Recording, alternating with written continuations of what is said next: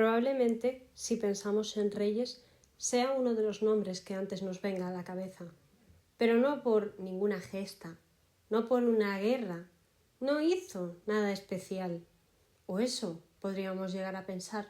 El motivo por el que este hombre llegó a ser conocido es por haber matado a algunas de sus esposas y por haber repudiado a otras 2 de ellas. Tan solo hubo una que consiguió sobrevivirle y así convertirse en su viuda. Rompió con toda una religión para montar la suya propia y tal vez no fue por un motivo tan absurdo como podríamos imaginarnos.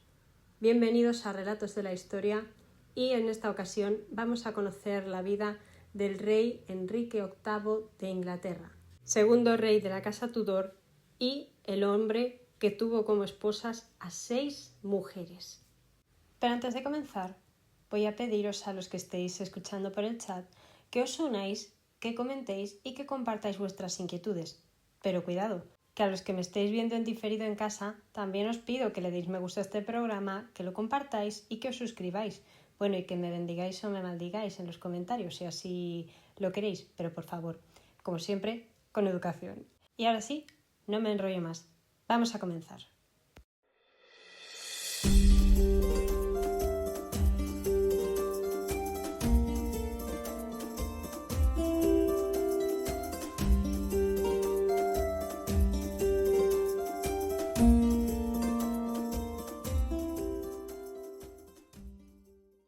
Enrique VIII nació en el Palacio de Placentia en 1491, siendo hijo del rey Enrique VII, heredero de Lancaster, y de su esposa, Isabel de York, mujer cuyo retrato inspiró la carta de la Reina de Corazones en la baraja de póker que todos conocemos y que paradójicamente se conoce como baraja francesa.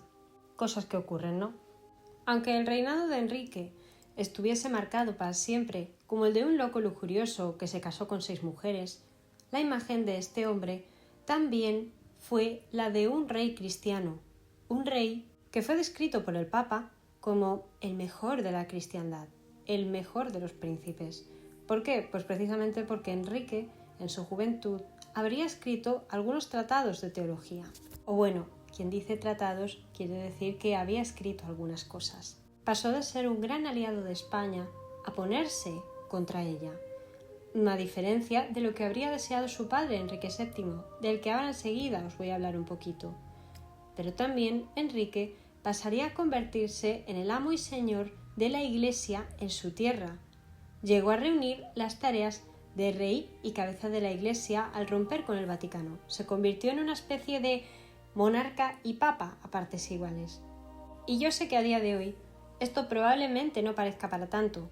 Al fin y al cabo, el suyo no fue el único reino que renegó del catolicismo durante el siglo XVI.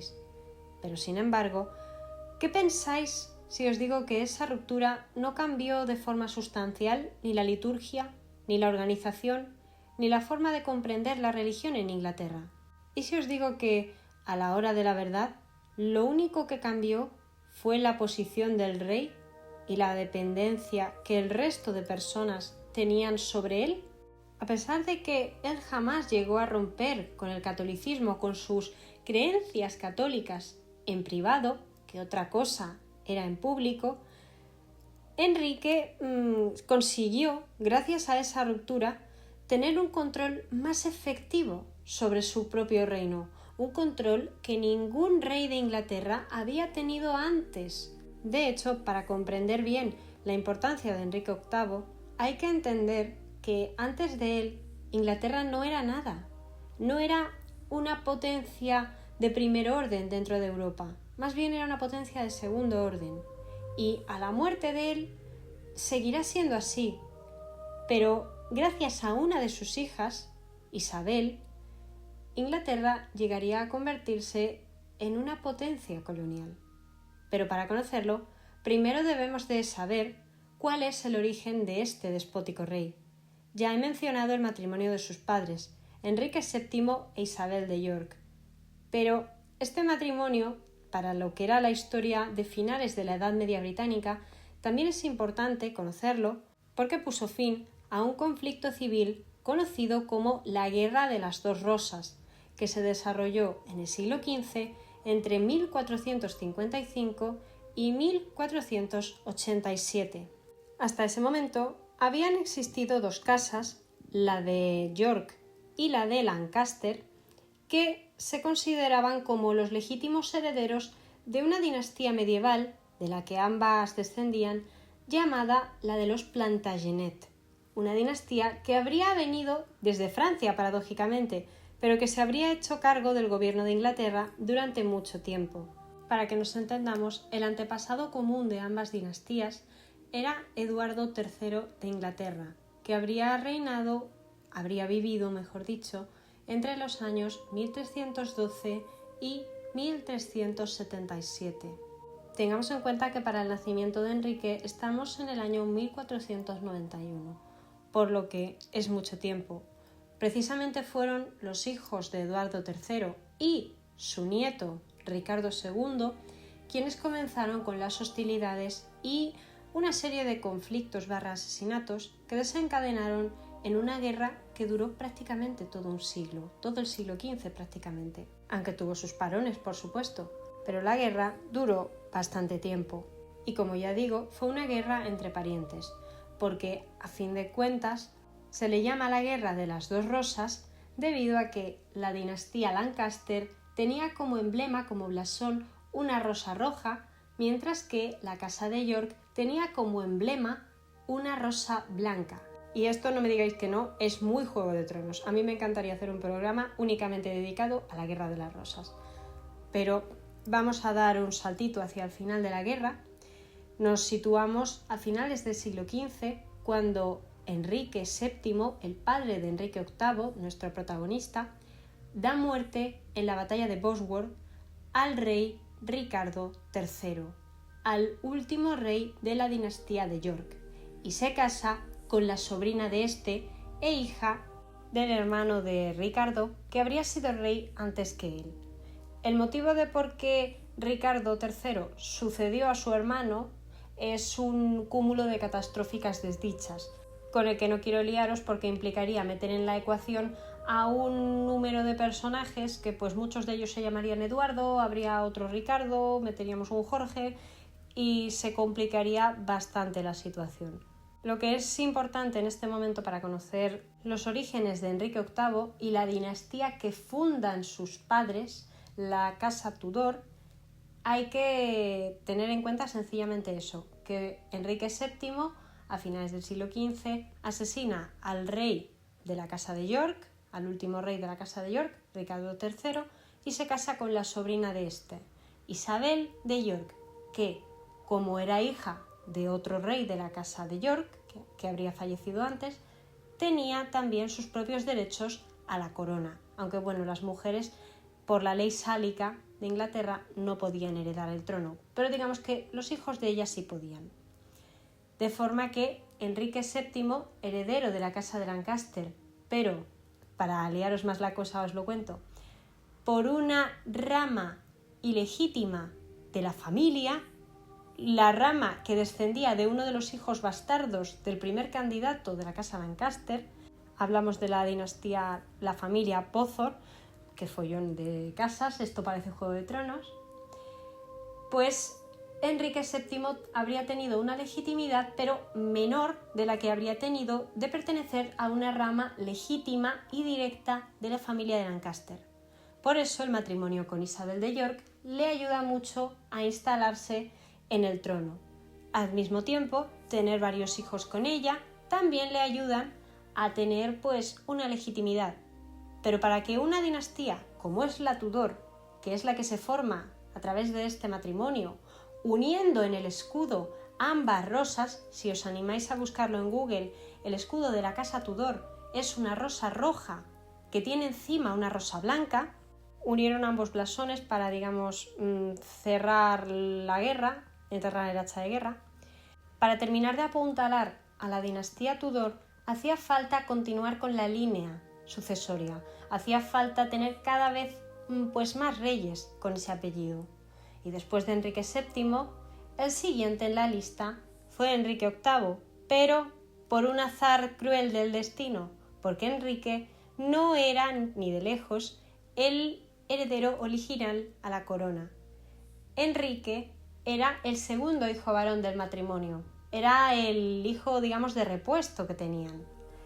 El hijo mayor del matrimonio se llamaba Arturo, príncipe de Gales, y había estado destinado a casarse con la mismísima Catalina de Aragón, la hija pequeña de los reyes católicos. Arturo solo era un par de años más mayor que Enrique, pero Catalina era también un pelín, un año o así más grande que Arturo, muy poquito. Por lo que, en un principio, el matrimonio entre Catalina y Arturo no llamó la atención de nadie, y Enrique simplemente asistía al mismo como un espectador más. Era la esposa de su hermano. No había mucho más que contar. La vida de Enrique estuvo mucho más sometida a su madre Isabel, a su abuela, la señora Beaufort, que a los elementos de Estado que lo habría sometido su padre, Enrique VII, de haber tenido que formarlo como heredero. Por eso Enrique prontísimo desarrolló un gusto bastante marcado por la poesía, la música. Se le atribuyen algunas canciones populares muy conocidas como Green Leaves, pero esto no está probado, no hay nada claro. Y también Enrique, además de eso, participó en varias ocasiones en restaurar a lo largo de su vida edificios y catedrales, pero todo hay que decirlo. No siempre consiguió estos edificios, mayoritariamente de origen religioso, como la capilla de la Universidad de Cambridge, de forma legítima. Hasta aquí todo parece normal, ¿no? Hasta aquí diréis, bueno, su hermano se casó con Catalina. ¿Por qué finalmente Catalina acabó casándose con Enrique? Pues mirad, la historia es exactamente lo que estáis pensando. Su hermano Arturo falleció y su padre, Enrique VII, no quería devolver la dote de Catalina de Aragón porque estaba, vamos a decir, con problemas económicos, y vamos a continuar diciendo que Enrique VII estaba muy interesado en mantener una alianza con España o con Castilla y Aragón en aquella época. Era el tiempo de los reyes católicos y habían hecho estos reyes un trabajo bastante bien considerado en la península por parte del resto de Europa. ¿Qué prestigio sumaría a la dinastía de los Tudor emparentar directamente con una casa castellana de tanto renombre como los Trastámara? Pues si queréis conocer cómo se lió la historia, vamos a seguir escuchando.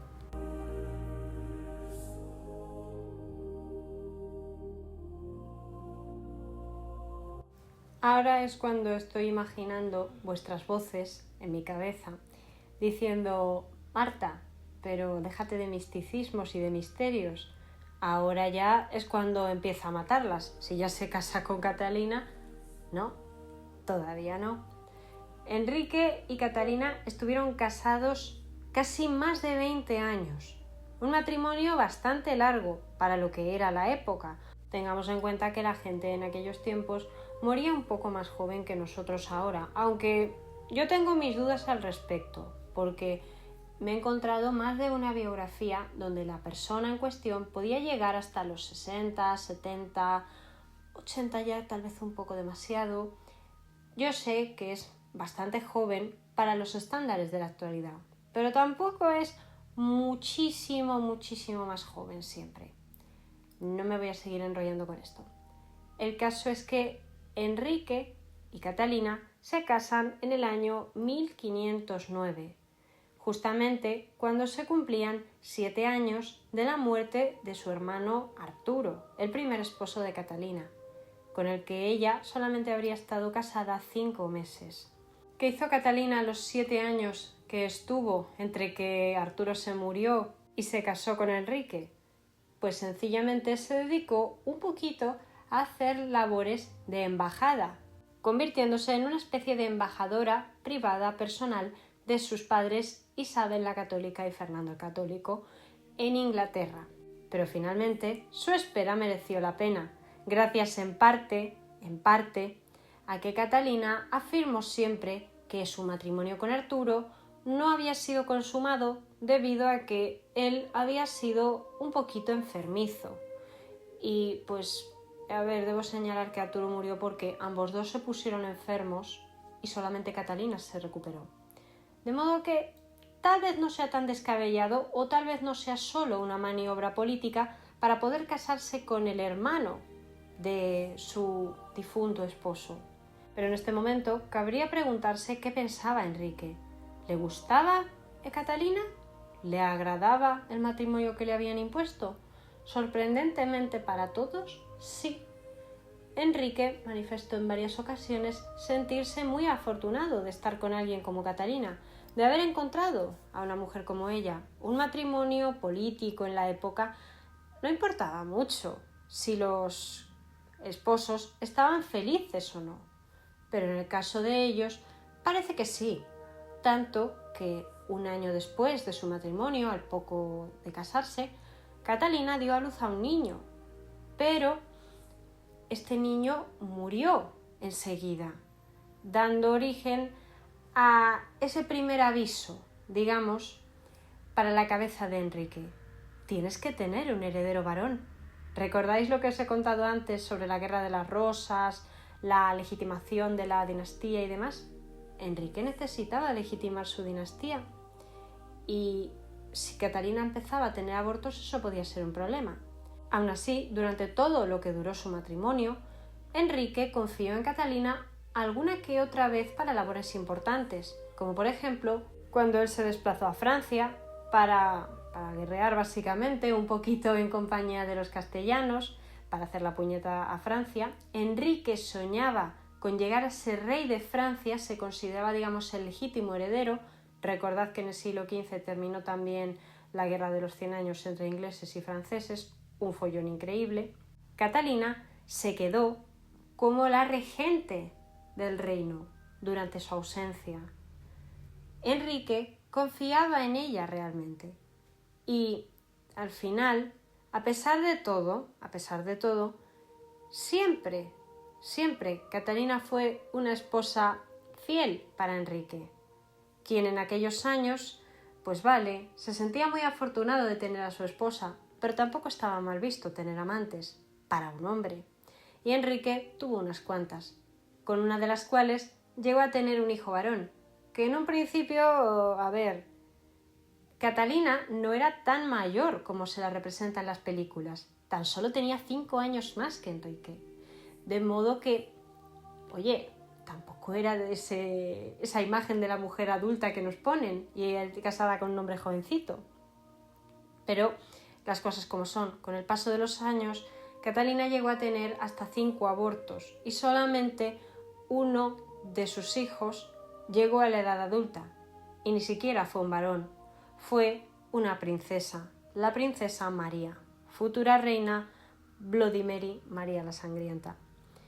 Pero Enrique no estaba contento y fue en aquel momento cuando comenzaron las tensiones dentro del matrimonio, que en un principio parecía algo normal. Al fin y al cabo, no estaba previsto en el pensamiento católico y sigue sin estar permitido a día de hoy a nivel religioso el divorcio. De modo que no. La opción más obvia era o intentar poner a alguno de los hijos bastardos de Enrique en el trono o eliminar la ley sálica y que su hija María pudiese ser reina. No sería la primera vez en Europa que esto ocurriese. La propia madre de Catalina de Aragón, Isabel de Castilla, había sido reina en Castilla. En Castilla había habido bastantes reinas, 3 para ser exactas. Pero Inglaterra no era Castilla. En Inglaterra nunca había habido una reina durante un largo periodo de tiempo gobernando. Hubo una reina, hacía tiempo, unos siglos antes, llamada Matilde, que sí que llegó a gobernar, pero fue durante un corto periodo de tiempo, en un momento de guerra, no era algo estable realmente. No había unos antecedentes de mujeres reinantes muy grandes, y Enrique estaba convencido de que para legitimar a la dinastía Tudor, el monarca, el heredero, tenía que ser un varón. Si no, el apellido Tudor también se perdería, porque los hijos de María heredarían el apellido de su padre y no el de su madre. lo que significaría otra dinastía nueva. En esta época del matrimonio con Catalina, ya os he mencionado que Enrique se destacó por intentar aliarse con España, por desear conseguir algún día el trono de Francia, por ser un ferviente católico y también por ser un hombre bastante atractivo, atlético, le gustaban los deportes, le gustaba la gimnasia, la música, la poesía, practicaba una variante clásica del tenis, participaba en torneos, en justas, que ya a finales de la Edad Media también se hacían. Era un hombre de vida alegre, vamos a llamarlo, un hombre de buen humor, pero también con un ego impresionante. Ya veis, en los tiempos en los que Enrique VIII gobernaba Inglaterra, en Francia gobernaba Francisco I, del que también tenéis un programa en este canal, en esta cuenta, por si lo queréis escuchar. Y en cierta ocasión los reyes llegaron a encontrarse y la escena debió de ser algo así como una batalla de gallos. Imaginadlo así, se le llama el Campo de Paño de Oro. 18 días de fiesta cerca de Calais. La corte francesa y los enviados ingleses se juntan para celebrar torneos, fiestas. Una maravilla, ¿no? ¿A quién no le gustaría eso? Un intento de amistad entre las dos naciones, a pesar de que la reina Catalina en aquel momento siempre se mostraba antifrancesa, porque ella era española, y los franceses y españoles jamás se llevaron bien. No hay que olvidar que para este año, este encuentro se celebró en 1520, Catalina ya era tía del entonces emperador del Sacro Imperio Romano Germánico, Carlos I de España y V de Alemania, aquel que le había arrebatado la corona imperial a el otro candidato, Francisco I, rey de Francia, y procurando así que los Habsburgos se mantuviesen en el trono imperial. Pero para este punto he mencionado antes la Guerra de los 100 años y esa afición, esa obsesión que tenía Enrique con soñar algún día con conquistar Francia.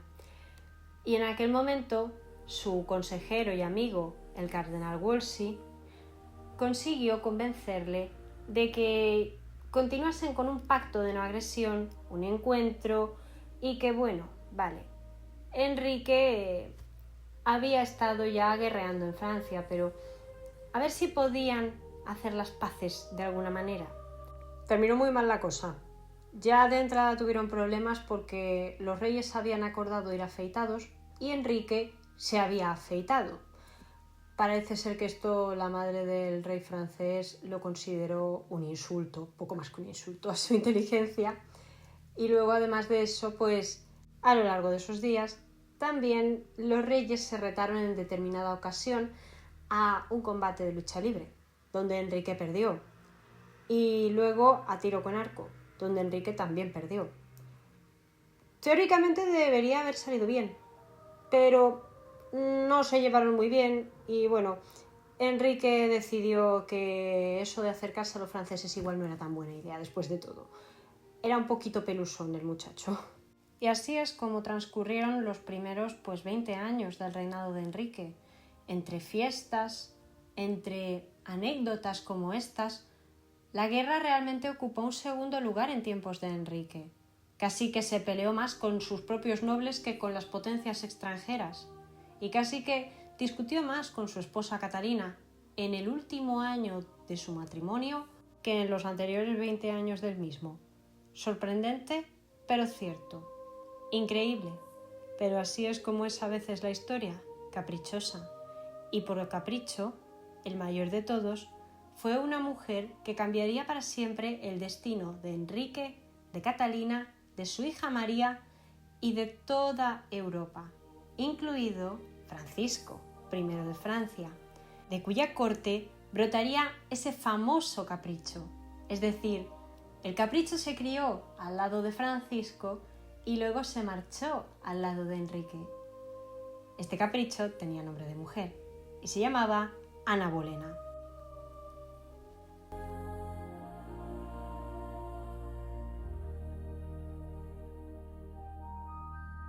Ana Bolena era miembro de una familia inglesa, noble, por supuesto, vamos a decir que bien avenida, una familia bien relacionada, que había pasado parte de su educación en Francia, aunque se rumorea que también quien estuvo en Francia con ella fue su hermana, María Bolena. Tal vez algunos de vosotros conozcáis la película de La otra Bolena, también llamada Las hermanas Bolena, basada en una novela de la escritora Philippa Gregory, inglesa por supuesto. En esta película se narra precisamente la relación que tuvieron estas dos hermanas con el monarca inglés Enrique VIII. Se cuenta, la historia dice, que en la década de los 30, de los 1530, María Bolena se convirtió en amante del rey Enrique VIII, motivada en buena medida, y como no podía ser de otra forma, por intereses de la familia que buscaban más poder para su entorno, para sus amigos, para sus familiares, y de entre todas las formas en que esto podía conseguirse, pues convertir a una de las hijas de la familia en amante del monarca era una buena forma de intentarlo. Y si de paso se quedaban embarazadas y tenían un hijito por ahí que corriese el rumor de que podía ser hijo del rey, aunque fuese una vergüenza de cara al público, lo cierto es que también hacía que el rey tuviese en cierta estima, o pudiese llegar a tener en cierta estima, a la familia de ese supuesto posible hijo bastardo. María Bolena estaba casada en aquel momento, como no podía ser de otra forma, y había pasado a formar parte del séquito de damas de Catalina de Aragón, de la misma manera que su hermana Ana siguió más tarde sus pasos. ¿Pero cuál fue la diferencia entre ambas dos hermanas?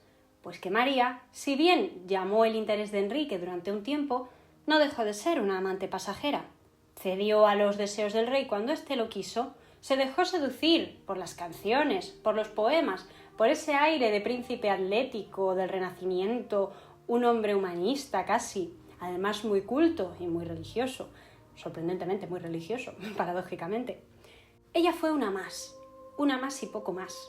Pero su hermana Ana no quiso correr la misma suerte, por lo que se cuenta, diferencia de opiniones, que ella se resistió durante una temporada a los encantos del rey, siempre señalando, dejando ver claramente que ella no quería ser un trofeíto más, ella quería ser la reina de Enrique.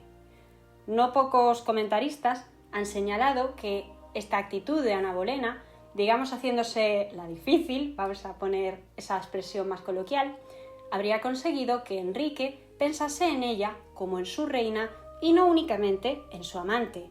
Había conseguido implantar en la cabeza del rey la idea de que, oye, de alguna manera era posible que él consiguiese divorciarse de su actual esposa, Catalina, y casarse con ella.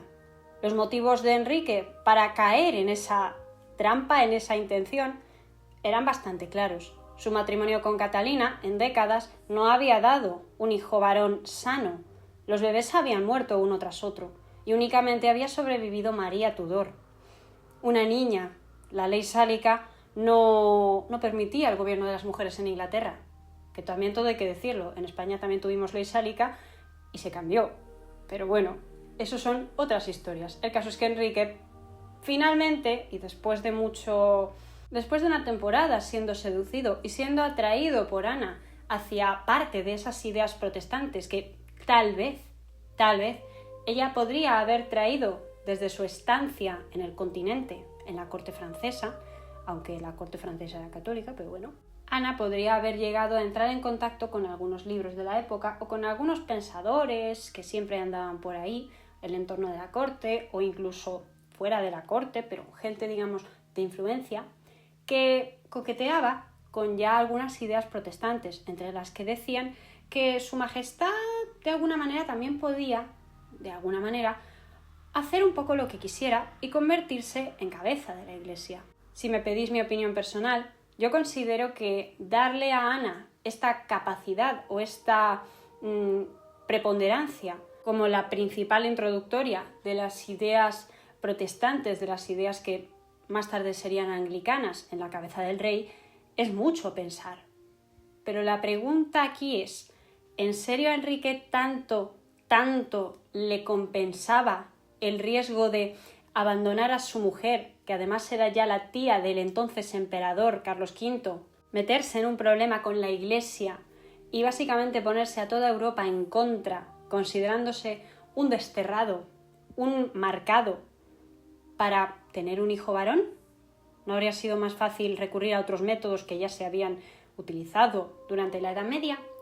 Pues a ver, podría haber sido. Lo que ocurría era que muchas veces este tipo de medidas habían llevado en distintos países, no solamente en Inglaterra, a guerras civiles. Y aparte de eso, pues vamos a ver, Enrique estaba obsesionado con esta idea de conseguir asentar a su dinastía.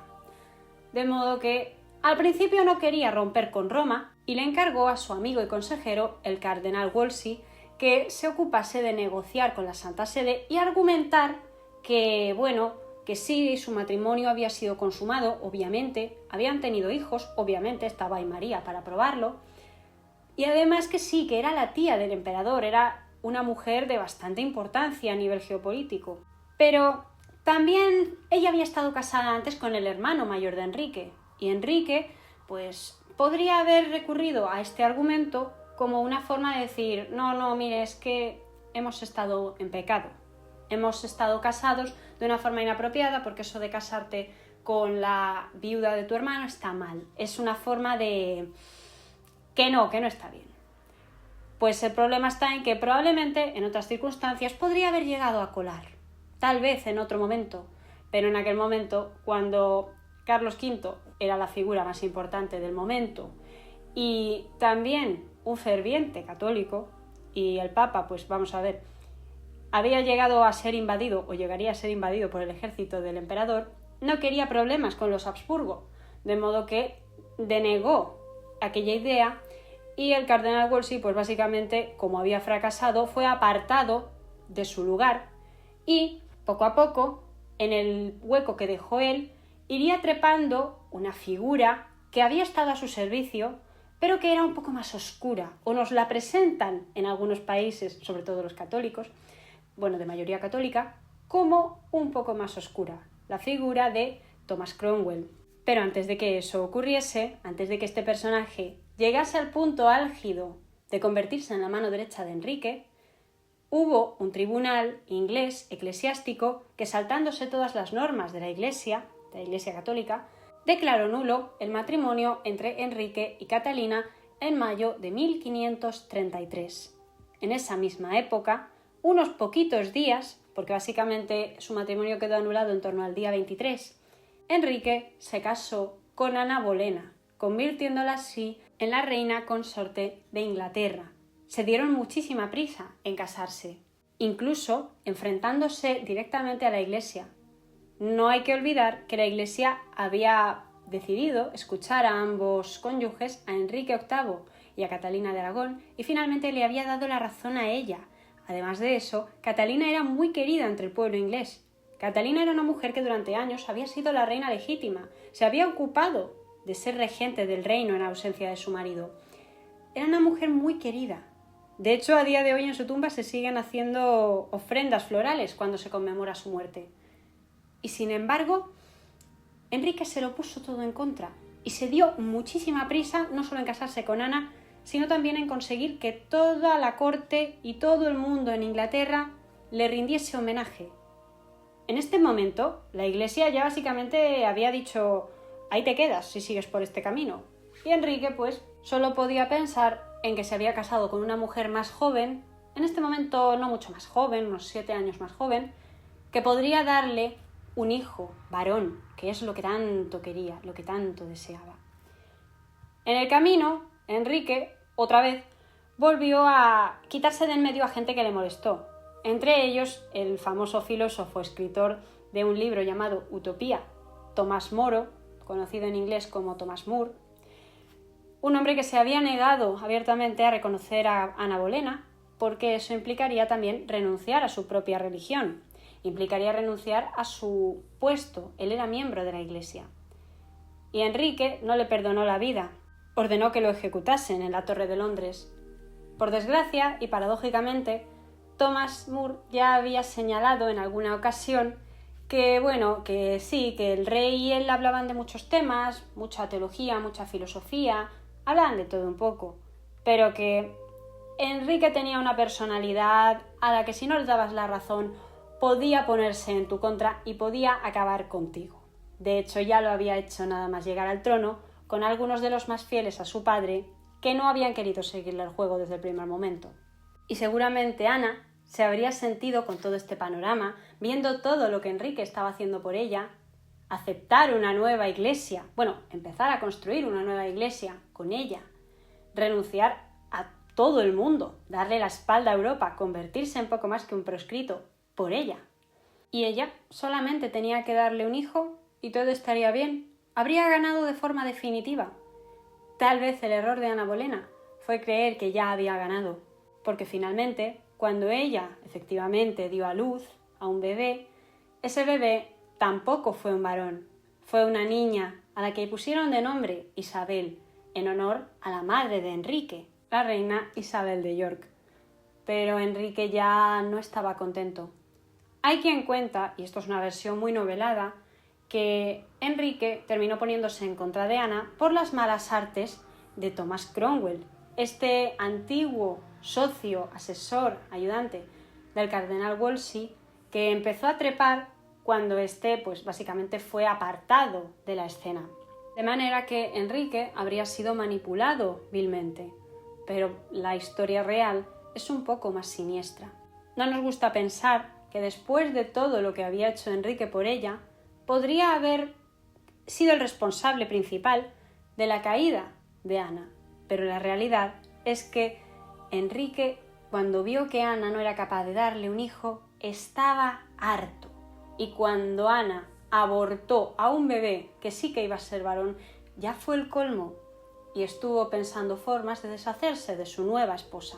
De nada le sirvió que las historias cuenten que Ana perdió al bebé después de ver que él había sufrido una caída enorme del caballo durante unos juegos de justas. No se sintió conmovido. Su esposa sufría por él, pero a él le dio igual. Enrique, a partir de la caída del caballo, únicamente pensó en él y en nadie más, por lo que se alió con Thomas Cromwell para buscar una excusa de deshacerse de Ana. El divorcio podría haber sido una alternativa, pero Ana habría luchado. Y además de eso, divorciarse de Ana podría interpretarse como un intento de volver al redil con Catalina. Pero el problema aquí eran dos. El primero, que Catalina ya había muerto durante el matrimonio de Ana y Enrique, asunto que intentaron tapar de alguna manera y que muchos tildaron de envenenamiento, porque cuando se le practicó la autopsia a la reina, se descubrió que su corazón estaba ennegrecido. Pero teorías actuales no son tan partidarias de esta historia, aunque, nunca se sabrá. El caso es que Ana, cuando descubrió que la española había muerto, se mostró exultante abiertamente, y a Enrique, al final, esto tampoco le hizo tanta gracia, ya que Catalina no solo era la madre de su hija mayor, la madre de una de sus hijas, sino que además habían pasado muchos años viviendo juntos, y muchos años que se rumorea al principio fueron felices. De manera que nos podemos imaginar a un Enrique recuperándose de esa caída del caballo, con unas heridas supurando en la pierna que ya nunca volverían a cerrarse, cabreado, enfadado y también hasta cierto punto tal vez arrepentido por lo que había hecho, pero ya no había marcha atrás. Reconoció en Ana a su enemiga y decidió que se la iba a quitar de encima. Thomas Cromwell para ello se inventó, básicamente, que Ana había estado amancebándose, había tenido relaciones con distintos hombres, entre los que se encontraba su propio hermano, George Bolena. Y con esa excusa consiguieron que todos estos hombres y Ana fuesen a juicio, fueran juzgados y condenados. A los hombres se los decapitó a todos, y Ana no iba a ser menos, pero iban a tener un poquito de consideración con ella, y es que hicieron traer de Francia a un verdugo experto que cortaba la cabeza con una espada, un elemento mucho más elegante para una reina, más apropiado, pero también más indoloro. Con el hacha había más de una vez en la que si el verdugo no era muy hábil, podía tener que dar 2 golpes o incluso no siempre acertaba a dar en el cuello y podía dar en otros lugares. Prefirieron ahorrarle esto a la reina. Quién sabe el motivo, Pero la leyenda cuenta que finalmente, cuando a Ana le llega el turno de morir en 1536, daos cuenta que solamente hacía 3 años de que se casara con Enrique, pues el verdugo tiene el detalle de prepararse para justiciarla y pedir que le entregasen su espada. Pero, mientras que hacía esta petición a su ayudante, él ya estaba dando el golpe de gracia a la reina de Inglaterra. El motivo de esto, pues, como la espada se supone que era un golpe indoloro y además experto, muy rápido, visto y no visto, pues Ana no se habría dado cuenta de lo que habría pasado y habría sufrido muchísimo menos que teniendo que esperar a que le llevasen la espada al hombre, colocarse, hacerse a la idea. No, tampoco hicieron a la reina arrodillarse, sino que la dejaron sencillamente, arrodillada, pero quiero decir, no inclinada hacia adelante en una posición humillante, sino que la dejaron de pie para que fuese mucho más digno, aunque también es algo novelesco. Hay algunas láminas que representan este momento. No son muy bonitas, pero bueno, son parte del arte de la época. Lo digo por si las queréis ver. ¿Y Enrique qué estaba haciendo? Fue a ver la ejecución de su mujer. ¿Qué hizo con la pequeña Isabel? Poco hay que decir aquí. A Isabel la declaró una bastarda, al igual que a su hija María. Las llevó a cada una a vivir a una parte del reino y él, mientras que estaba siendo ejecutada su mujer, se estaba dando un banquete y estaba ya cortejando a otra mujer que cuentan que ya se había quedado embarazada. Juana Seymour, también conocida en inglés como Jane Seymour. Con esta mujer se casó enseguida de morir Ana, en el año 1536, en ese mismo momento, unos pocos días después de morir Ana. Y, pues a los meses, Jane dio a luz, por fin, al que sería el tan ansiado heredero varón, el futuro Eduardo VI de Inglaterra. Un niño precioso. Cuentan que el ojito derecho de Enrique y que pronto ordenó que a este niño le diesen una educación perfecta para su época y para su papel, como le tocaba. Todo parecía hecho a pedir de boca. Enrique se había casado con una mujer que era todo lo contrario de Ana. Era una mujer dulce, tierna, maternal. No era guerrera, no era una mujer, fuerte, sino más bien tranquila. Ella, paradójicamente, había sido dama de compañía de Ana, al igual que Ana lo fue de Catalina de Aragón. Y como no podía ser de otra forma, captó la atención de Enrique, una mujer guapa, se cuenta que rubia, o así la representan normalmente. Una mujer encantadora, que también pertenecía a una familia que buscaba medrar. Y en este caso, no bastaba con ser amante, ya que ahora, con las nuevas normas del juego que se estaban imponiendo en Inglaterra, Jane tenía posibilidades de llegar a ser la nueva esposa real. El propio Thomas Cromwell cuentan que promocionó esta relación de Jane con Enrique, así sacando un poquito de provecho de ello, y de paso potenciando sus propios planes para esta nueva reforma religiosa que se estaba dando en Inglaterra. Cromwell y Enrique se pusieron de acuerdo y lograron convencer al Parlamento inglés para, en un principio, visitar los monasterios de Inglaterra y revisarlos, pero muy prontito comenzaron a confiscarlos. Primero, los pequeños, los de órdenes más humildes o incluso los que estaban en territorios más abandonados. Tengamos en cuenta que Inglaterra es un país donde hace mucho frío. Inglaterra, la isla de Gran Bretaña, es un lugar muy frío y pues no todas las zonas podían estar tan pobladas entonces como en la actualidad. Y además la Iglesia Católica siempre tuvo mucho poder, con lo que consideraron que ya que Enrique se había convertido en el cabeza de la Iglesia, pues podía disponer a su antojo si quería de las órdenes religiosas y de los terrenos que él considerase que no hacía falta que perteneciesen a la Iglesia. Aunque paradójicamente no se quedó con todos ellos. Hubo una cantidad de territorios bastante grande que decidió vender, entregar a una clase social inglesa conocida como los gentries, los gentiles, personas que no pertenecían a la aristocracia, esa aristocracia que tan mal le caía al rey, pero que sin embargo no por ello eran menos poderosas. La clase de los gentiles, los gentry, eran gente que venía del pueblo llano, aunque, de todo hay que decirlo, ¿qué pueblo llano? En su mayoría comerciantes, burgueses, gente que tenía posibles, gente que tenía dinero, riqueza y que aspiraba a una posición más alta o más acorde con lo que ellos podían considerar que merecían dado su estatus. Había algunos miembros de esta clase que podían llegar a tener más dinero realmente que algunos nobles.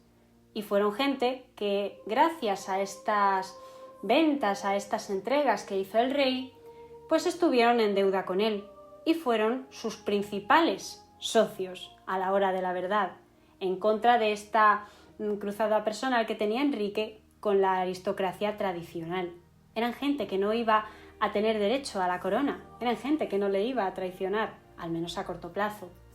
Y con el tiempo también se convirtieron en una de las clases más importantes e influyentes de Inglaterra, dominando la Cámara de los Comunes, pero también hay quien cuenta que su influencia llegó hasta la Revolución Industrial en el siglo XIX y a finales del siglo XVIII, cuando los descendientes de estas familias hubiesen, aprendido a trabajar la tierra y a sacarle rentabilidad a toda esa riqueza que les habría sido entregada. Pero eso es otra historia, señores míos, aunque es importante mencionarlo porque muchos se han atrevido a decir que el gran legado que dejó Enrique VIII positivo para su país fue esta nueva clase social, creada un poquito con ese ánimo de Enrique de convertirse de forma oficial y hacerse valer como nuevo cabeza de la Iglesia anglicana, que en este momento todavía estaba a medias de hacerse.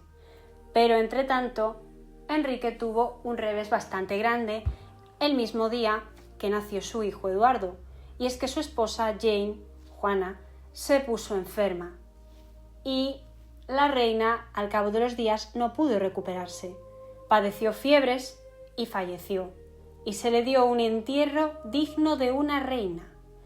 Esto es señalable, ya que cuando murió Catalina de Aragón, que había muerto mientras que Enrique estaba casado con Ana Bolena, se le dio un entierro digno de una princesa viuda.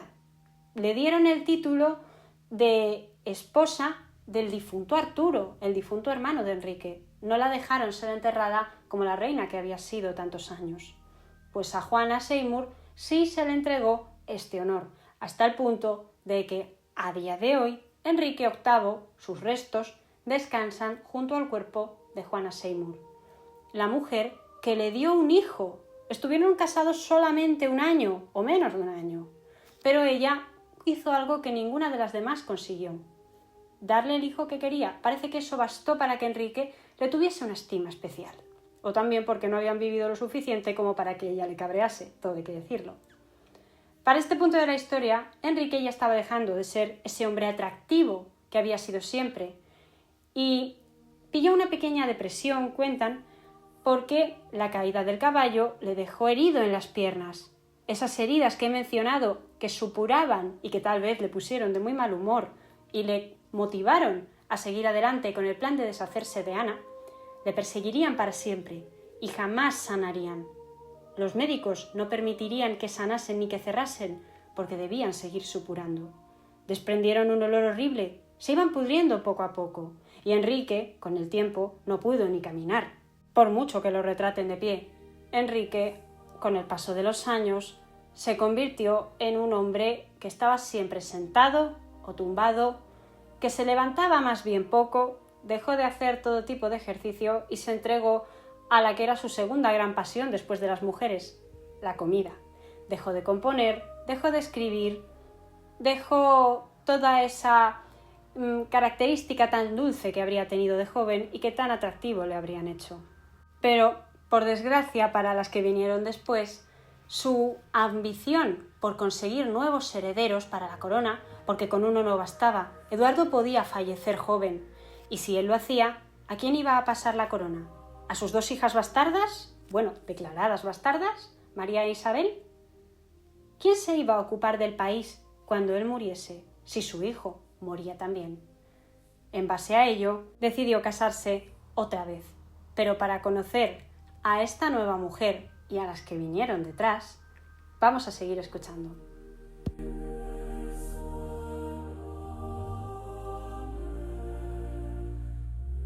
Si os parece bien, creo que llegados a este punto estaría bien recapacitar un momento. Hemos comentado que Enrique ordenó la ejecución de Ana Bolena en el año 1536. Teóricamente fue un juicio. Y a los pocos días se casó, en el mismo mayo de 1536, con Juana Simur, una mujer que había sido dama de compañía de Ana Bolena. Pero esta, desgraciadamente, murió un año más tarde, en 1537, después de dar a luz al niño varón que tanto quería Enrique. Para este momento, Enrique contaba con unos 46 años y era ya un hombre, entrado en años para lo que era la época. El caso es que seguía empeñado en engendrar más herederos que asegurasen a la dinastía Tudor, y con Eduardo no bastaba, o eso era lo que le demostraba a él la experiencia. Al fin y al cabo, él tampoco había sido el hijo primogénito. Por ello, 3 años más tarde, consigue casarse nuevamente.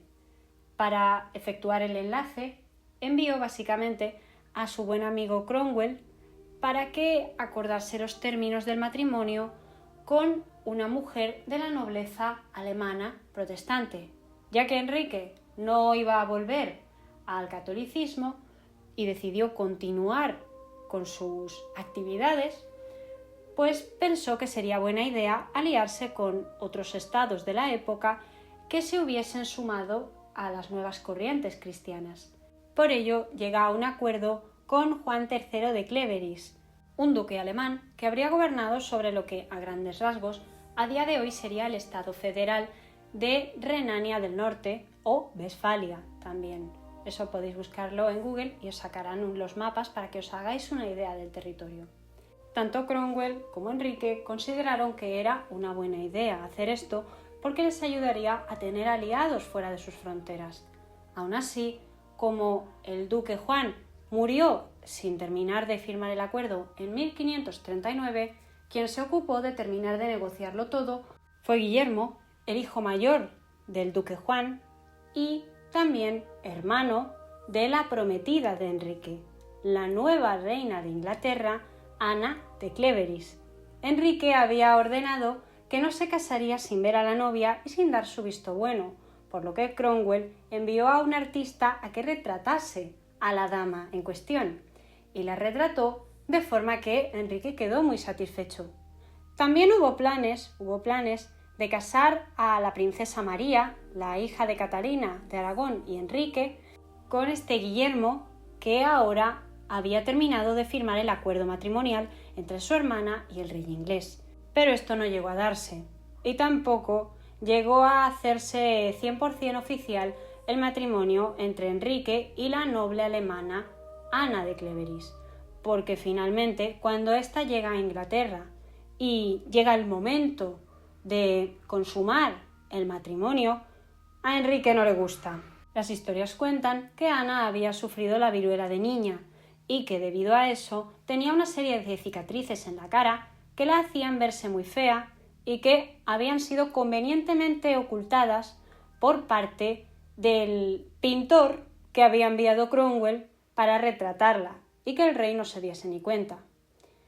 Hay otra versión que dice que Ana realmente tenía cicatrices, pero tampoco eran tan desagradables como podían llegar a ser otras de la viruela, sino que sencillamente, mientras que Ana ya tenía 25 años, Enrique tenía 49, y que le costaba un poco arrancar con ella, vamos a decir.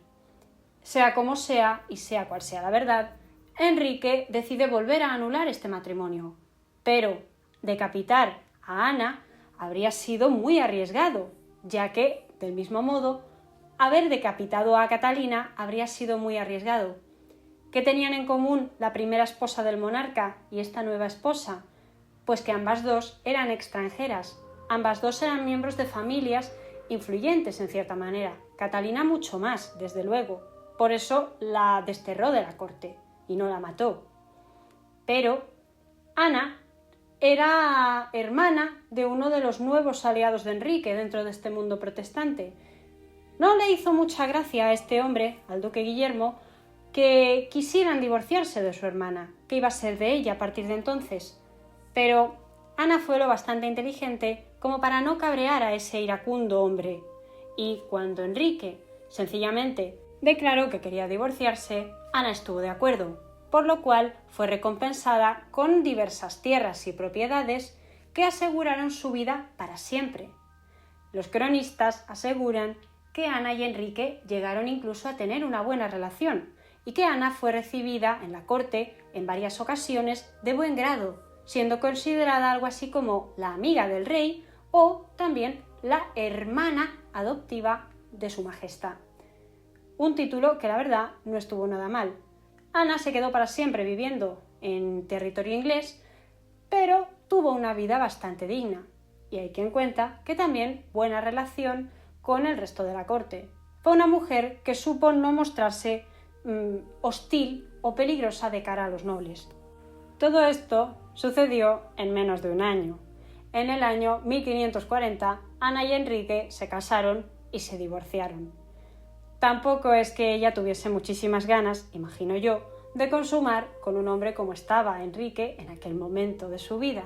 Por lo que, oye, a lo mejor hasta habría salido ganando con el cambio.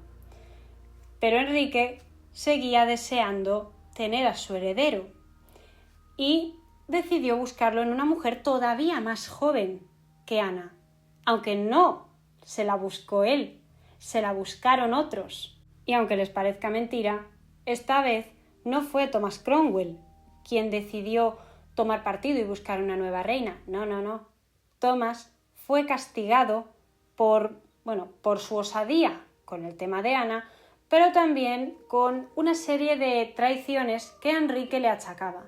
Si son verdad o son mentira, es difícil de señalar, ya que Enrique estaba desquiciado a más no poder ya en este periodo de su vida. El caso es que ordenó la ejecución de Thomas Cromwell, y por mucho que éste suplicó, envió cartas y apeló a la amistad que tenía con el monarca desde hacía años y a todas las veces que le había ayudado, Thomas terminó cayendo por la misma hacha que él había hecho caer a otros muchos antes.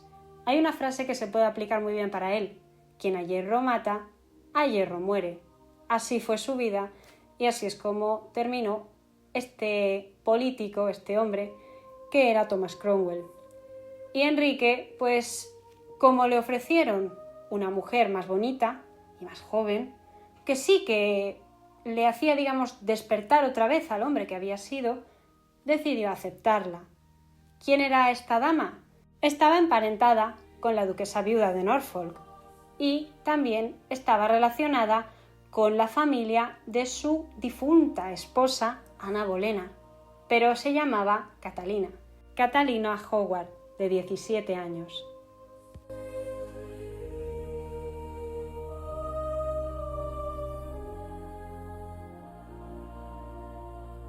Es curioso, cuanto menos, pensar que en los últimos 7 años de vida de Enrique tuvo un total de 3 esposas. La primera de ellas ya la hemos mencionado, Ana de Cleveris, duró unos pocos meses, pero la segunda llegó en forma de una florecita preciosa y jovencita de 17 años, la mujer más joven que Enrique había tenido hasta este momento. Era una niña, pariente del tercer duque de Norfolk, Thomas Howard, que buscaba seguir medrando, y del mismo modo que se había hecho con todas las anteriores esposas del rey, Catalina comenzó siendo dama de compañía de Ana. Y de dama de compañía de Ana no fue muy difícil que el rey se fijase en ella, pero además de por su hermosura, de por su parentesco con uno de los nobles más importantes del momento, a pesar de que a Enrique no le gustaban mucho sus propios nobles, Catalina contaba con la peculiaridad añadida de pertenecer a la familia de Ana Bolena. Estaba emparentada con ella porque la madre de Ana Bolena y el padre de Catalina Howard eran hermanos, de forma que el parentesco era evidente, primas hermanas. Enrique lo sabía, no era ningún secreto, y tal vez eso le llamó más la atención todavía. Quizás lo vio como una forma de recuperar a su esposa asesinada. ¿Quién sabe? Enrique para este momento ya es oficialmente un cincuentón, un hombre que se ha dado a la bebida, se ha dado a la comida, que ha dejado de lado toda actividad que pueda hacer bien a su cuerpo, como sencillamente sería caminar. Un ser que no sería agradable para ninguna muchacha de esa edad, o que difícilmente podría llegar a serlo. Y decidió, porque él lo decidía todo, casarse con Catalina.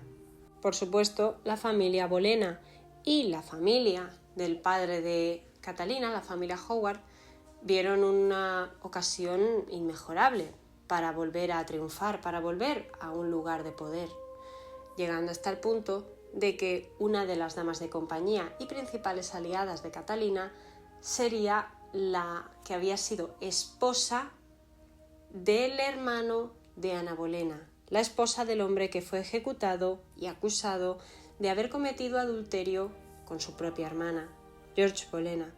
Esta mujer se llamaba Lady Jane Bolena, vizcondesa de Rochford.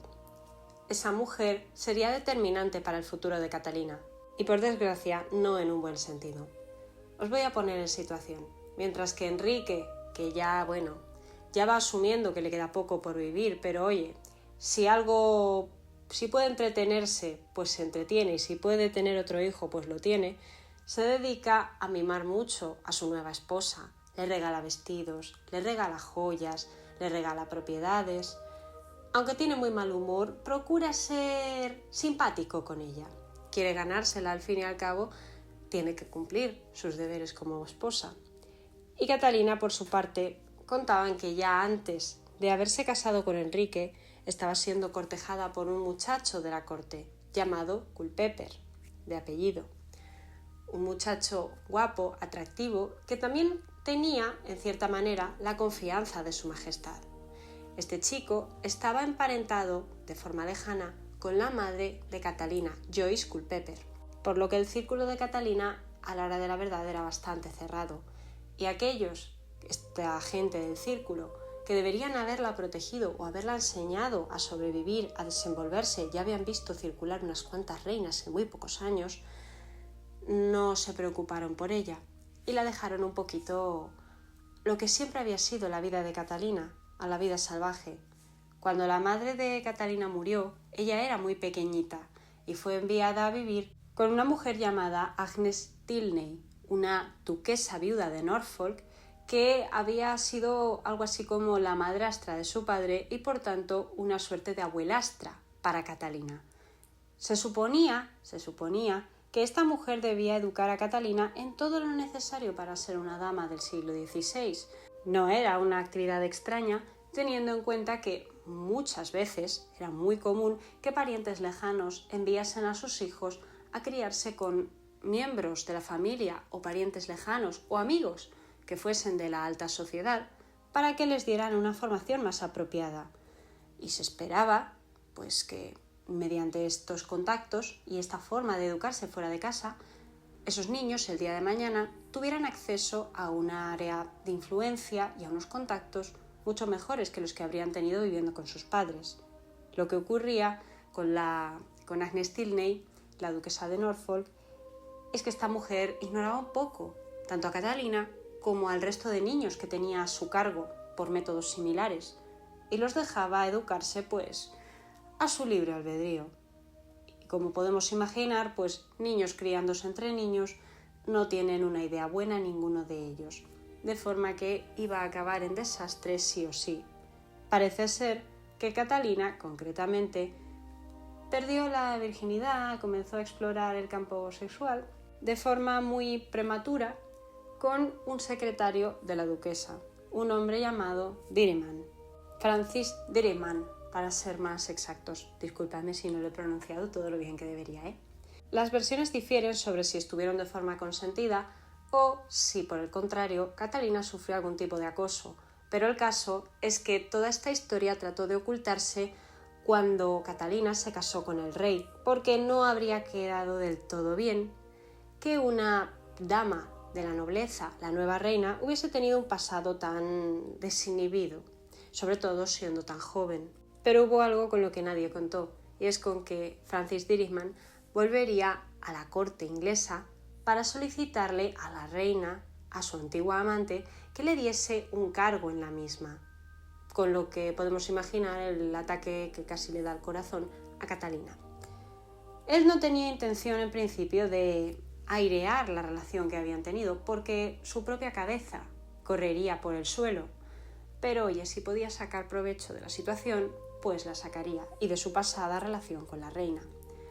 El problema fue que Catalina tuvo que asumir aquel problema con la mala relación que tenía con las hijas de Enrique, concretamente con Lady María, y también tendría que asumir que se había enamorado de este caballero, este pequeño mozo que había en la corte, Culpeper, con quien empezó a tener encuentros románticos esporádicos, bastante furtivos, y que procuraban ocultar al rey a través de la intervención de la antigua cuñada de Ana Bolena, Jane Bolena, vizcondesa de Rochford.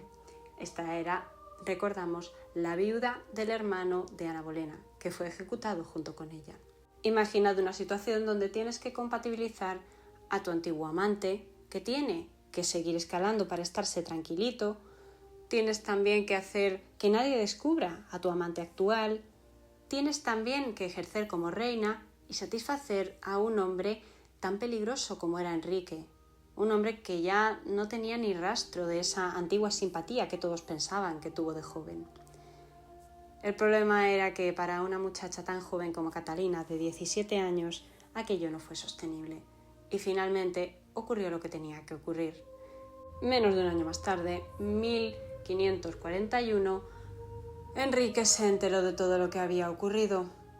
Hubo un par de políticos de la época que fueron en contra de Catalina para hacer caer a su familia. No era nada personal contra la reina, pero ella era un daño colateral y si querían hacer caer a la familia, tenía que caer ella primero. Enrique intentó no creerlo, pero finalmente, tan enfadado como estaba, tampoco es que fuese a escuchar una posible contrarréplica de las acusaciones de adulterio y de las acusaciones de la vida licenciosa de su reina. Enrique no podía quedar ante la corte como un idiota.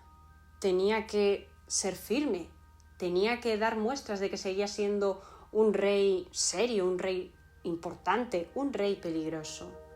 Por eso, la compasión no estaba muy bien vista. No podría convivir lo que le quedaba de vida con la duda de si su joven esposa se estaba riendo de él y lo estaba tomando por un viejo. Catalina y Jane Bolena fueron detenidas y encerradas en la Torre de Londres, donde fueron interrogadas junto con los dos caballeros metidos en esta historia, Francis Dirkman, el antiguo amante de Catalina, y Culpeper, el actual amante de Catalina. Ambos dos fueron ejecutados en primer lugar y sus cabezas colgaron en picas decorando el puente de Londres. Estuvieron allí bastante tiempo. Podemos imaginar esa imagen horrorosa mientras que iban descomponiéndose, ¿no? Y el hedor que debían transmitir, un hedor tan fuerte como el de las heridas de Enrique. Imaginad lo que tuvo que aguantar la pobre Catalina. Pero finalmente le llegó el turno a Catalina, junto con Jane Bolena. Cuenta las historias que la noche antes de ser ejecutada, Jane estuvo ensayando en su celda de qué manera quería que cayese su cabeza en el cadalso, de una forma que fuese atractiva, bonita, elegante, que no quedase fea a nivel estético. Así de coquetas eran las reinas, pero el caso es que sea como sea, Catalina, a diferencia de su prima Ana Bolena, fue ejecutada sin ningún tipo de consideración. A ella no le trajeron a un verdugo traído de Francia, no le pusieron una espada elegante. El verdugo no se apiadó de ella, murió como una campesina. Y lo peor de todo es que la única carta de amor que se conserva de ella, que se la envió ella a su amante Culpeper, quedó expuesta para siempre, junto con toda la vida pasada de Catalina en sus años viviendo en casa de la duquesa de Norfolk. Pero lo que no está claro es si todo esto se debió sencillamente a una investigación o si fue con intención de desprestigiar lo que quedaba de una mujer fallecida. Enrique debería haberse quedado quieto probablemente. Ya no le quedaban muchos años de vida y él lo sabía, no le quedaba tiempo. Ya no estaba ni siquiera para engendrar otro heredero. Sus piernas cada día supuraban más, sus heridas nunca se recobraban y él se iba pudriendo solo. Pero, bueno, hay quien dice que cuando un hombre o una mujer se hacen muy mayores, necesitan enfermeros, necesitan a alguien que cuide de ellos. Y en este caso, Enrique, pues ya que podía, no perdió el tiempo y decidió casarse una última vez con su última víctima, pero que no llegó a ser víctima, porque ésta, efectivamente, le sobrevivió. Hablamos de Catalina Parr, la viuda Lady Latimer, una mujer un poquito más mayor que sus anteriores esposas, aunque muchísimo más joven que él todavía. Una mujer que rondaba pues los finales de los años 20, rondaba la treintena más o menos en este momento. Había pasado por un par de matrimonios, no había tenido hijos, pero sí se había ocupado de sus hijastros, concretamente de los hijos de su segundo esposo, John Neville, Lord Latimer. La familia Neville también es importante para la historia inglesa, pero eso es otra historia. Por el momento, cabe mencionar que cuando esta tercera Catalina, habían sido 3 mujeres Catalina de Aragón, Catalina Howard y ahora Catalina Parr, cuando esta mujer se queda viuda de Lord Latimer, se convierte en una mujer bastante rica y con bastante independencia, siendo relativamente joven, por lo que ahora vio la posibilidad de poder hacer un poquito lo que ella quería y comenzó una relación con George Seymour, el hermano de la difunta reina Jane Seymour, la mujer que le había dado a Enrique su hijo varón, Eduardo VI. Bueno, llegaría a ser Eduardo VI, por el momento era el príncipe de Gales, Eduardo. Todo debería haber ido bien, se debería haber podido casar con él. Ella solo estaba en la corte por él, bueno, y también por dejarse ver en sociedad, que también es importante. Pero la desgracia que tuvo fue resultar atractiva para su majestad, o por lo menos una mujer un poco más madura. Creo sinceramente que Enrique ya había tenido bastante de adolescentes con Catalina Howard. Y para esto, para su último matrimonio, pues buscaba algo más tranquilito. Obviamente Enrique no sabía que sería su último matrimonio, pero debido a la edad que tenía y al estado de salud en que se encontraba y demás, debió de vérselo venir. A mí algo me dice que él calculó que si ésta le aguantaba lo bastante, podría llegar a ser su viuda. Y si no, pues que a lo mejor le quedaba otro matrimonio, quién sabe. Ese es un misterio que nunca descubriremos. Catalina, aún así, no era una desconocida para la corte, totalmente al menos. Su madre había sido dama de la reina Catalina de Aragón, motivo por el cual Catalina Parr tenía cierta relación cordial, se llevaba bien, con la princesa María, con Lady Mary, la futura reina María Tudor. Paradójico, teóricamente, porque Catalina Parr era una mujer protestante y Lady Mary era una profunda católica que estaba siendo muy popular entre los rebeldes de la zona norte de Inglaterra, que seguían reticentes a abrazar esa reforma que estaba haciendo Enrique de la religión. De hecho, antes del matrimonio entre Catalina Parr y Enrique, habían llevado a cabo una revolución bastante importante que estuvo a punto de costar la vida de el en aquel momento Lord Latimer y su esposa Catalina. Cuentan que gracias al talante de Catalina consiguieron salvar la vida su esposo, los hijos de su esposo y ella misma. Pero durante el reinado de Enrique, durante el reinado de su tercer y último marido, ella tendría que enfrentarse a otros muchos problemas. Se habla mucho de que Catalina Parr habría sido una activista protestante o poco más que una activista protestante, metiéndose en problemas con algunos de los clérigos que todavía eran fieles al catolicismo, como por ejemplo el obispo de Winchester, Stephen Gardiner. Una teoría poco probable, aunque también se cuenta que, y esto está comprobado, que su tío y ella tenían cierta simpatía con el arzobispo de Canterbury, Thomas Cranmer, un hombre que había sido muy optimista cuando cayó Catalina Howard, él se había alegrado y de hecho había colaborado para asegurarse de que la reina acabase mal. De modo que, aunque Catalina Parr pudiese considerarlo un aliado en cierta manera, por lo menos un aliado de su tío, tenía que andarse con ojo con él. Es poco probable que Catalina se metiese en verdaderos problemas con el tema del protestantismo y catolicismo, aunque se hable mucho de ello. Pero es que esta mujer realmente fue criada en la doctrina católica, y aunque coquetease, aunque se sintiera atraída y aunque llegase a ser una protestante, es difícil imaginarse a esta mujer, a la reina de Inglaterra, una señora que, mira, no quería problemas. Es difícil imaginársela plantando cara incluso al mismísimo rey para imponer su propia opinión. Aún así, todo hay que decirlo, una cosa es eso y otra cosa es negar lo evidente.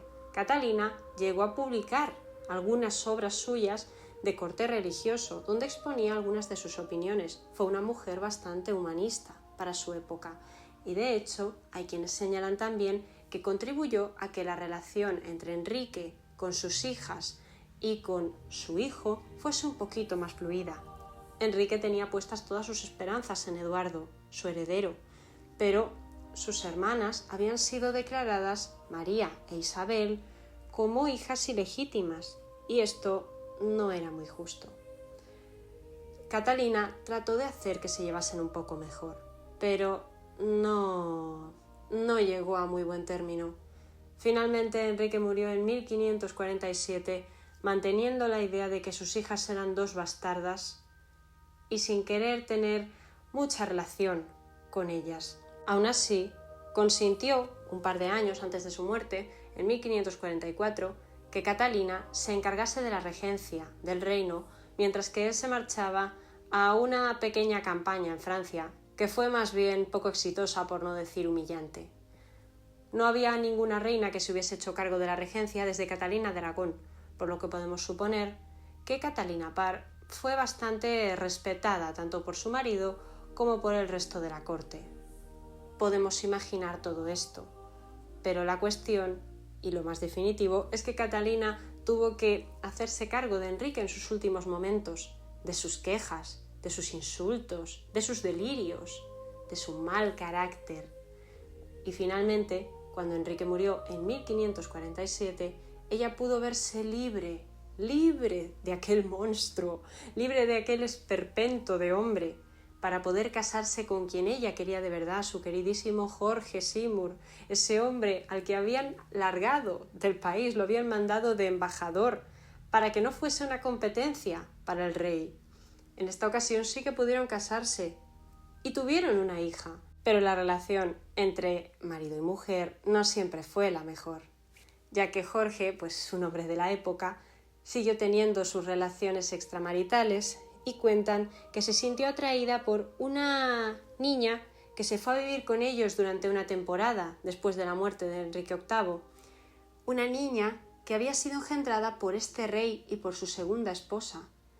Isabel, la hija pequeña de Enrique, que llegaría a ser Isabel I de la casa Tudor, se crió durante parte de su infancia con esta mujer, con Catalina Parr y con Jorge Seymour. Pero Jorge, aunque Catalina le demostraba un afecto maternal a Isabel, Jorge tenía otras intenciones. Su ambición no paraba de crecer. Ahora que Enrique VIII había muerto, como el pelele que había sido toda su vida, porque aunque en Inglaterra fuese Dios, sin ir más lejos, era algo así como se convirtió en el Papa y en el Rey al mismo tiempo en Inglaterra, dentro de lo que era el plan europeo, Enrique no fue nadie a la hora de la verdad, no tuvo ninguna guerra reseñable, no tuvo ningún conflicto espectacular. Démonos cuenta de que solo se le recuerda por sus esposas. Qué esperpéntico casi, ¿no? Pues Jorge Seymour se empeñó en seguir metido en política, ahora aconsejando a un rey un poco más voluble que Enrique, menos tozudo. Hablamos, por supuesto, de su sobrino Eduardo, el hijo que había tenido Enrique con su hermana Juana Seymour. quiso ocuparse de él en cierta manera, pero también quiso asegurarse un lugar en la familia real y ya estaba haciendo planes para que, si Catalina algún día le fallaba, pudiese casarse con Isabel, la hija pequeña de Enrique, la hija bastarda del rey. Pero esto no se habría visto bien. Aún así, la pobre Catalina tampoco pudo vivir lo suficiente como para ver aquello. No pudo vivir para saber que esa niña que había adoptado rechazaría al esposo de Catalina, rechazaría a Jorge Seymour, y pasado un tiempo llegaría a ser reina de Inglaterra. No lo hizo porque falleció en el parto un par de días después y se fue de este mundo sabiendo que fue la única que sobrevivió al rey tirano. ¿Y qué cabe decir de Enrique? ¿Qué cabe decir de su legado? Os he comentado antes que su gran legado realmente fue esta clase de los gentiles, de los gentris. Pero, realmente, ¿quién heredó a Enrique? Eduardo duró muy pocos años, no llegó a una edad adulta real, aunque sí que vivió lo bastante como para ser coronado Jorge VI. Era un niño de corte protestante, al igual que su padre. Era esa esperanza que tenía Enrique. Pero cuando murió, sin haberse casado, sin haber tenido hijos, inevitablemente la corona tuvo que pasar a otra persona, a una mujer. La elegida fue Lady Jane Grey, una prima de Eduardo que él mismo había declarado como su heredera, una mujer también protestante, pero se la llama la reina de las 9 días por algo, ya que finalmente murió decapitada, al igual que tantas otras personas en el reinado de Enrique. ¿Y quién heredó entonces de forma efectiva a Eduardo VI? Pues su hermana mayor, Lady María, la hija de Catalina de Aragón, y Enrique VIII, una mujer de corte católico y muy cercana a España, hasta el punto de que se casaría con nuestro queridísimo Felipe II de España. Pero ya estaba bastante mayor y María no pudo tener hijos, por lo que también murió sin descendencia. Si no, creo que el resultado habría sido bastante curioso. ¿Y quién heredó? Isabel, la hija de Enrique y Ana Bolena. Por lo que podemos concluir que de todo lo que hizo Enrique en su vida, nada sirvió para nada. Su dinastía se acabó finalmente, porque Isabel tampoco tuvo hijos, quiso ser recordada como la reina virgen. No valió para nada, ni un hijo varón fuerte, ni hijas hembras que pudiesen suceder. Tal vez, si él hubiese querido casar a María cuando era lo bastante joven, habría tenido un nieto. Pero no, Enrique VIII no tuvo ningún nieto, legítimo por lo menos. Y así fue como terminó su historia, como el rey más famoso, pero no por los motivos que él habría querido ser, como un cabeza de iglesia, pero también, en su época, como el hombre que destrozó a todas las órdenes religiosas y que tuvo que aguantar y repeler rebeliones. Os he dicho que en esta rebelión de los nobles que estaba más cercana al norte y demás, Enrique solo triunfó porque los engañó. Es una historia bastante triste, sin duda. Pero así es como fue. ¿Y qué vamos a decir? Enrique VIII, 1491-1547. Hasta aquí llega el programa de hoy.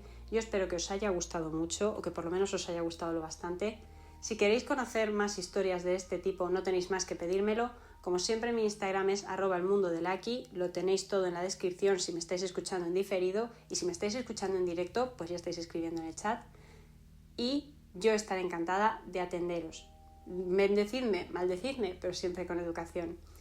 Y muy buenas noches a todos. Nos vemos la semana que viene aquí en Relatos de la Historia, en la emisora de Tu Radio Valencia. Buenas noches.